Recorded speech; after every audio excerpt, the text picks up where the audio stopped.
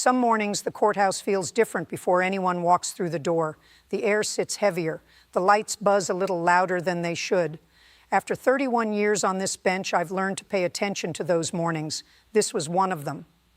I've been carrying this story for a while now, not because it was the biggest case I ever heard, because it was one of the most honest ones I've ever seen.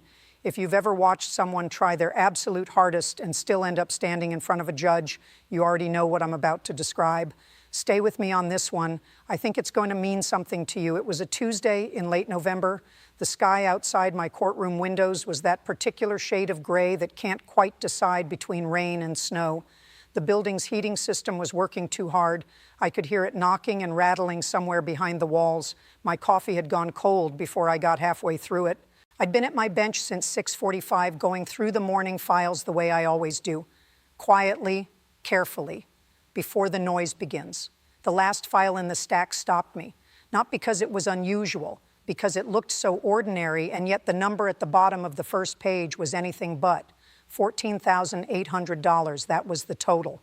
Municipal code violations.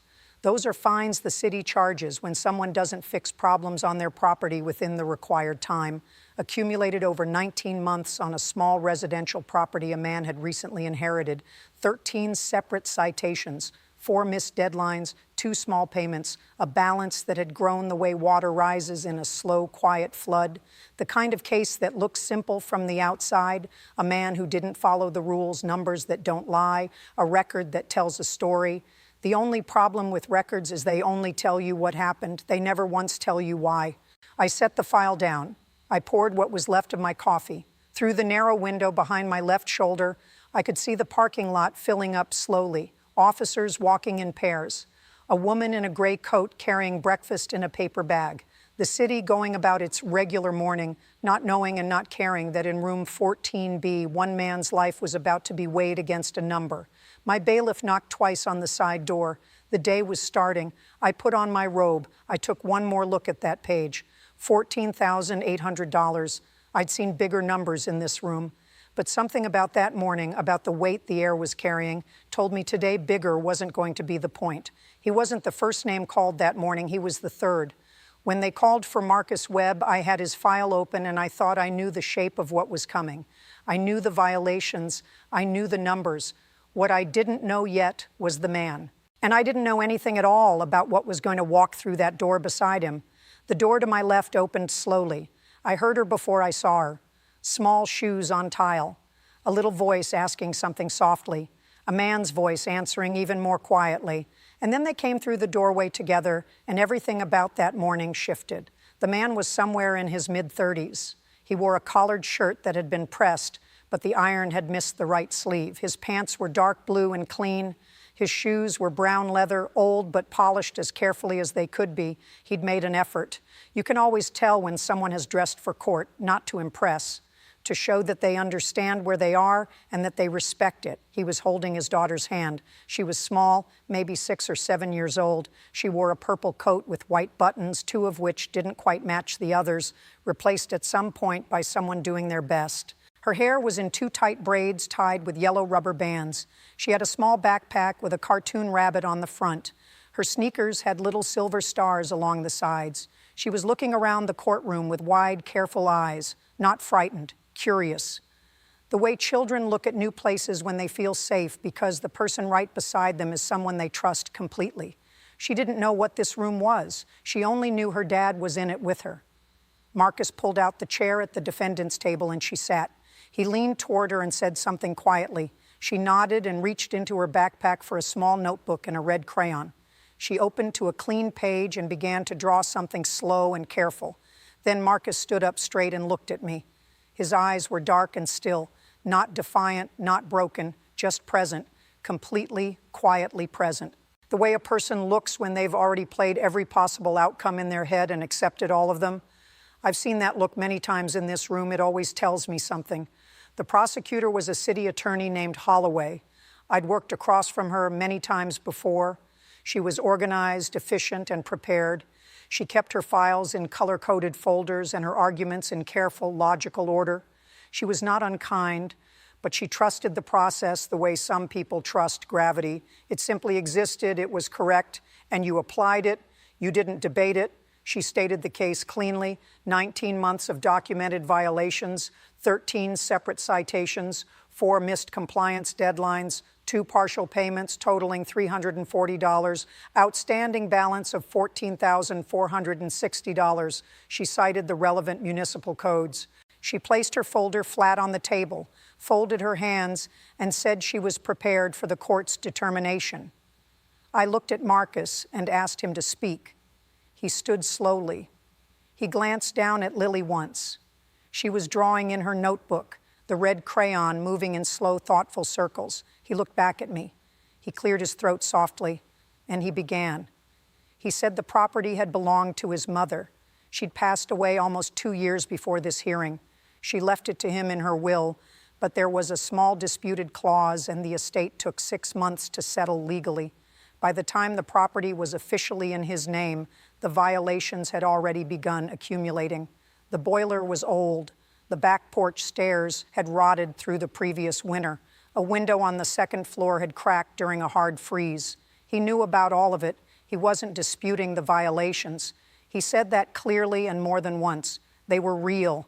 The house had problems. He was explaining the circumstances of how those problems came to exist on his watch at a time when he was burying his mother, managing an estate alone, grieving, and raising a young daughter by himself without any help from anyone. Before he said another word, I want to stop and ask you something. Have you ever watched someone try to explain their entire life to a room that already has the verdict half written? Have you ever watched a person reach deep into their own history and try to turn it into something a stranger in a robe might actually understand? That's what was happening in front of me right then. And I wasn't sure yet what I was going to do with it. Stay with me. He reached into the pocket of his pressed shirt and pulled out a folded envelope. Inside were 31 paper receipts, hardware store receipts, receipts from a small general repair shop 2 streets from the property. He'd bought materials himself. He'd hired a handyman for the jobs too big to do alone when he had the money. He'd done what repairs he could on weekends, on days off from his delivery route, in the early morning hours before his shift started. He'd kept every single receipt since the first citation arrived, not because a lawyer told him to, because he knew that one day he might need to prove he hadn't been standing still. That envelope had been in his shirt pocket through every hearing, every postponement, every phone call that went to voicemail at the compliance office. This was the first time anyone had asked him to open it. Then he said the thing that changed the temperature of the room completely. He worked 6 days a week as a delivery driver, sometimes 7. Lily's mother had not been in the picture since Lily was 2 years old. Lily lived with him full time and had since before she could walk on her own. The rental income from that property paid for her daycare while he was on the road. Without the property, that income was gone. Without the income, daycare was gone. And if he lost his freedom, even for 30 days, he had nobody. Not a cousin, not a friend with space, not a plan. There was no backup for Lily. The room was quiet after he said that, not just silent, still. The kind of stillness that isn't absence of sound, but is something closer to everyone in the room, recalculating at the same time. I looked at Lily. She had stopped drawing. She was looking up at her father with an expression I recognized from years of watching children in these rooms. She didn't understand the legal details, but she understood that her dad was scared, and she was watching him be brave about it anyway. I turned to Ms. Holloway. I asked her one question. Of the 13 citations issued over 19 months, how many of them came on dates that followed inspection requests Mr. Webb had filed himself? She paused. She opened her folder. She went through her pages one by one, running her finger carefully down a column of dates. She found the answer. 7 of the 13 violations were cited on dates following inspection requests Marcus had submitted himself. He had called them in. He had personally asked the city to come check his progress. The citations were issued because the work wasn't finished at the time of inspection, not because he was hiding from anyone, not because he had walked away. I need you to sit with that for a moment. This man didn't just try to do the repairs. He invited the city to come and watch him do them. He filed the requests himself. He opened the door, and 7 times the city walked through that door, found the work incomplete, and issued another fine. That is not a man avoiding the system. That is a man being penalized for showing up to it. This is where the case changed. Keep listening. I asked Ms. Holloway to hand me the inspection request log. It was a multi-page printed document, dates and entries going back nearly 2 years. I read through it at my bench, slowly, from the very beginning. What the entries showed was not a man standing still. Every few weeks, another request had been submitted, another attempt to document progress, another invitation for the city to review his work. There was one entry that I kept coming back to, month 4. Marcus had called the compliance office to ask about setting up a payment plan for the accumulated fines. He was told to come in person to the office. He went. He drove there on his day off, parked his car, and walked up to the front door. The office was closed for internal staff training. No sign giving an alternate date, no notice mailed to him, no follow-up call sent afterward. He went home alone and had to figure out what came next entirely on his own. I held up the log. I asked Ms. Holloway if she had reviewed that particular entry from month 4 in detail. She said she had not reviewed that entry specifically. I said that was worth noting, because a man who drives to a government office on his one day off and finds the door locked with no way to reschedule and no one to call is not a man who stopped caring about his obligations. He's a man the system forgot to follow up with. There is a difference, a significant one. I asked my clerk to bring up the photographic compliance record on the screen at my bench. 42 photographs, submitted by the city inspector across 19 months of site visits. I went through every single one. What those photographs showed was not a property being neglected. It was a property being worked on, in stages, with limited resources, imperfectly, but consistently. Every time the city came back, something had changed from the visit before. The boiler photograph from month 6 showed new pipe fittings around the primary valve. The back porch photograph from month 11 showed fresh lumber on 2 of the 3 rotted steps. The upstairs window photograph from month 14 had new weather sealing fitted carefully around the frame. The work was incomplete at every visit, but it was never the same incompleteness twice. Something new had been done each time, something that simply wasn't there before. I turned back to Ms. Holloway. I told her this record doesn't describe a man who ignored his responsibilities. It describes a man who had more responsibilities than he had resources and who chose to keep moving forward anyway. She straightened in her chair. She said the municipal code doesn't make allowances for personal circumstances. She said the law had to apply equally to every property owner in the city. She said that without consistent enforcement, the whole system breaks down. I told her I agreed with that completely. I've believed it for 31 years. The law must apply equally. That is not in question. But equal application of a law doesn't automatically mean that identical outcomes are just outcomes. A $14,000 fine on a man with $4,000 in his account is not the same weight as that same fine on a man with $400,000. Same number, completely different gravity. The code of this court gives a judge discretion specifically for situations like this one. Discretion means I get to look at the complete picture, not just the final tally, not to let people escape accountability, to make sure that accountability actually lands the way justice intended it to land, heavy enough to matter, not so heavy that it destroys every other thing in its path. That is not a loophole. That is the law working exactly as it was designed to work. She had nothing left to say, not because I raised my voice, not because I shamed her in that room, because she was an honest professional doing her job as carefully as she knew how, and she could see the logic of what I was telling her. She closed her color-coded folder. She set her pen flat on top of it, and she waited quietly for what came next. I picked up my gavel. I didn't bring it down yet. I held it, and I looked at Marcus for a long, quiet moment. He was standing with his hands at his sides. His jaw was set. His shoulders were still slightly raised, the way they'd been from the moment he walked in. Lily had put down her red crayon. She was watching me now, too, her little notebook closed on her lap. I said the following: the documented violations are real, and I am not dismissing them. The record of consistent repair attempts is also real, and I am not dismissing that either. The total assessed amount reflects a system that added financial penalties faster than one man could reasonably address them while working 6 days a week and raising a child alone with no support. That is not justice. That is arithmetic. The fine would be restructured, reduced from $14,460 to $2,200, a compliance completion deadline of 90 days from today, a city inspector assigned to visit the property within 2 weeks and submit a prioritized repair list to this court. If Marcus completed the top 3 items on that list within 90 days, the remaining balance would be reviewed at a follow-up hearing. That was my ruling. Then I brought the gavel down. The sound filled the room the way it always does, sharp and final and real, a sound that means something is ending and something else is beginning. I've been making that sound for 31 years, and I've never stopped feeling it in my chest. Today it felt heavier than usual, in the best possible way. Marcus didn't move for a full moment. Then his shoulders came down, not slowly, all at once.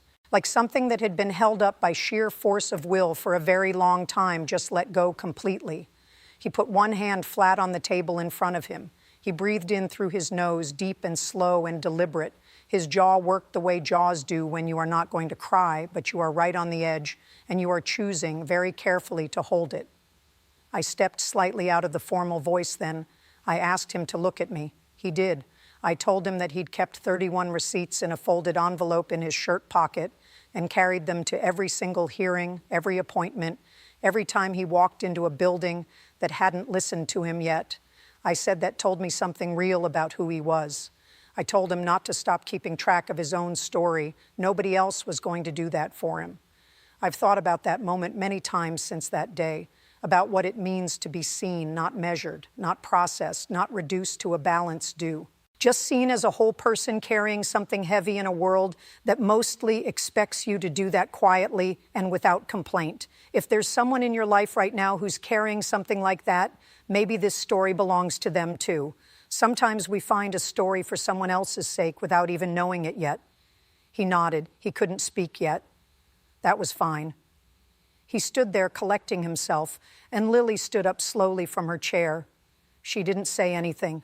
She just walked over to her father and put her hand back in his, that small hand sliding into his large one, that quiet, certain gesture. It said everything the room couldn't find words for. Then a voice came from the back. I looked up. A woman in a green cardigan was standing near the last row of benches. She hadn't been announced. She hadn't been called. She said her name was Mrs. Okafor and that she'd been Marcus's neighbor for 11 years. She asked very politely if she was allowed to say something. I told her she absolutely was. She said she'd watched Marcus out in the yard on cold weekend mornings with tools he'd borrowed from her late husband's garage. She said she'd seen his light burning at midnight when he was trying to get something finished before an inspection visit the next morning. She said she'd brought him dinner on 3 separate occasions because she'd looked through the kitchen window and he'd clearly forgotten to eat again. She said she knew she wasn't a lawyer and she didn't know the rules about speaking in a courtroom, but she thought someone in this room should know the kind of man Marcus Webb actually was, not just the kind of file he'd become. I thanked her. I asked my clerk to note her statement for the record. Then I looked at Marcus one more time, and then at Lily standing beside her father with her hand in his, looking up at me with those wide, careful eyes. She still didn't fully understand what had just happened, but she could feel it. Children always know when something big has shifted, something had changed in that room, and she felt it in her father's hand before she understood it anywhere else. 2 weeks after that hearing, the story got out. I don't know exactly how it started. A court reporter mentioned it to a colleague who mentioned it to someone else. Within 4 days, a local news outlet had written about it. Within 9 days, the story had crossed state lines. I generally don't seek out those articles, but my clerk told me the emails began arriving at the courthouse almost exactly 2 weeks later, on a Tuesday morning. They came from ordinary people. A retired contractor in Ohio wrote that he wanted to help. He showed up 11 days after that letter with his own tools and his own truck, and he spent an entire weekend completing the back porch stairs and resetting the foundation supports underneath them. He didn't ask to be thanked. He just did the work and drove home. A woman from a town 2 counties over sent a card with $167 folded carefully inside it. She wrote that she wanted him to be able to fix something without having to choose between that and groceries. She'd never met Marcus, She just recognized something in the story. A building supply company donated enough materials to complete the boiler room repairs and the exterior window framing. Someone who left no name paid $240 toward the reduced fine directly through the court's payment portal. My clerk counted 43 letters in total over the following 3 weeks. Some were long, some were 2 sentences. All of them were real. People had read about a man trying to hold everything together, and they decided they wanted to help hold it with him. The city inspector visited the property 12 days after my order and submitted the prioritized repair list as instructed. He wasn't required to do anything beyond that. But at the bottom of his official report, written in by hand, he added a note. It said the property was being maintained by someone who clearly cared about it. I read that note 3 times when it came across my desk. A city inspector took the time to write something like that in an official government document. In my 31 years, that doesn't happen often. 6 months later, Marcus Webb walked back into my courtroom for the follow-up hearing. I recognized him before he reached the table, but it took me a moment to fully understand what I was seeing. The man who had walked through that door the first time had been holding himself together by force alone. This man walked differently, not with arrogance, with something quieter than that. He walked like someone who had found solid ground after a very long time on uncertain footing and now knew for the first time in a while what solid actually felt like. He wore a different shirt, still collared, still pressed, and this time the iron had gotten the sleeve exactly right. His shoes were the same brown leather ones, but they'd been resoled. His jaw wasn't set tight anymore. His hands moved easily at his sides rather than hanging stiff and deliberate. His eyes were the same dark eyes, but the held breath weight had left them completely. He looked like himself, fully and without reservation, like someone who finally had room enough to just be himself.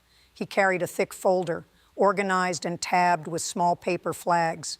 Inside were dated photographs of every completed repair, the boiler fitted and fully functional, the porch stairs rebuilt and solid, all 3 of them, the upstairs window sealed, framed, and tight against the cold. The inspectors signed compliance approval on each item. He'd completed all 3 priority items in 61 days, 29 days ahead of the deadline. He'd paid the remaining balance in full the week before this hearing and brought every single document he needed. He didn't need anyone to help him navigate that room anymore. He had it all. He came alone this time. No purple coat in the chair beside him, no cartoon rabbit backpack on the floor. I asked about Lily. He smiled then, not the polite kind, not the kind you put on when you're in a room you're uncertain of. A real smile, unguarded and easy, the kind that reaches a person's eyes before it finishes forming on their face. He said she was in school, 2nd grade now. He said she'd just started reading whole sentences on her own. He said she'd read the entire back of the cereal box at breakfast that morning and had been very proud of herself about it. Before I tell you how this ends, I want to ask you something, and I want you to think about it seriously. How many people do you know who are carrying something exactly like what Marcus was carrying? Not necessarily a courtroom situation, but something heavy, something that started with bad luck and turned into a number that felt impossible to climb out of. How many of those people have even one person in their corner who knows the whole story and is willing to ask the right question at the right moment? Because sometimes that is all it takes. One person, one question, one moment of being truly seen. Are you that person for someone right now? That evening, I sat in my courtroom after everyone had gone home. The building was quiet. The heating had finally stopped its knocking inside the walls. The hallway lights were dimmed to half. Marcus's completed folder sat on my desk in front of me. I sat with it the way I sometimes sit with the cases that stay with me, not reviewing it anymore, just being with it, letting it settle into the place where it was going to live. 31 years. I've seen every kind of human story this room can hold, people broken by it, people made harder and colder by it, guilty people weeping and innocent people standing perfectly still.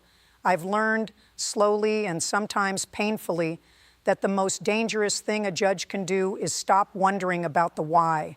Stop asking what a number actually means when you attach it to a life.